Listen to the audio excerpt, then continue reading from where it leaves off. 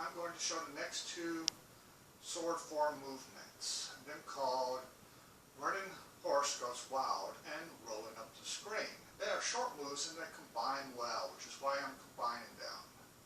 We're going to start from the end of Shooting Star Chases the Moon. So you're going to be in a walking stance towards the back left corner.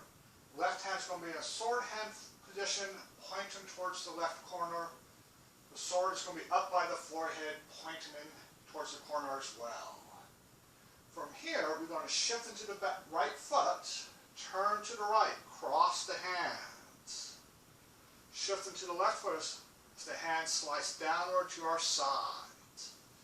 Right foot's going to step forward as we slice forward, sword pointing down.